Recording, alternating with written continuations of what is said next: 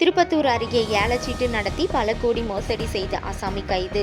திருப்பத்தூர் மாவட்டம் திருப்பத்தூர் அடுத்த housing board பகுதி 2 வசிக்கும் கிருஷ்ணமூர்த்தி வயது 58, இவரது மனைவி வாணி வயது 45 ஆகிய இருவரும் சில ஆண்டுகளாக ஏலச்சீட்டு நடத்தி வந்துள்ளனர்.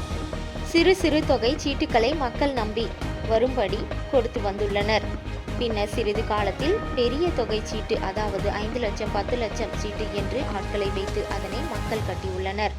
மக்கள் பணத்தை கட்டும் பொழுது அவர்களே சீட்டை எடுத்துக்கொண்டு மற்றவர்கள் கேட்கும்போது அந்த சீட்டு நடந்து முடிந்துவிட்டது, இப்பொழுது எடுக்க முடியாது என்று காலம் தாழ்த்தி வந்தனர்.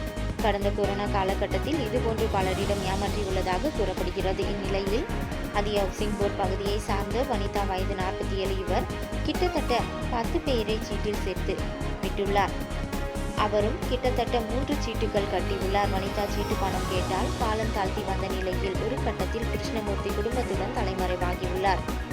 இதுகுறித்து திருப்பத்தூர் மாவட்ட காவல் கண்காணிப்பாளர் ஆல்பர்ட் ஜானிடம் புகார் அளித்த நிலையில் புகாரின் பேரில் மாவட்ட காவல் கண்காணிப்பாளர் உத்தரவிட்டதை தொடர்ந்து திருப்பத்தூர் கிராமிய காவல்துறை தலைமறைவாக இருந்த கிருஷ்ணமூர்த்தியை பிடித்து சிறையில் அடைத்தனர். இவர்களை போன்று மேலும் நூற்றுக்கணக்கான பேரிடம் கிட்டத்தட்ட 10 கோடிக்கும் மேல் மோசடி செய்து உள்ளதாக போலீசார் விசாரணையில் தெரியவந்துள்ளது. இந்த சம்பவம் அப்பகுதியில் பெரும் பரபரப்பை ஏற்படுத்தியுள்ளது.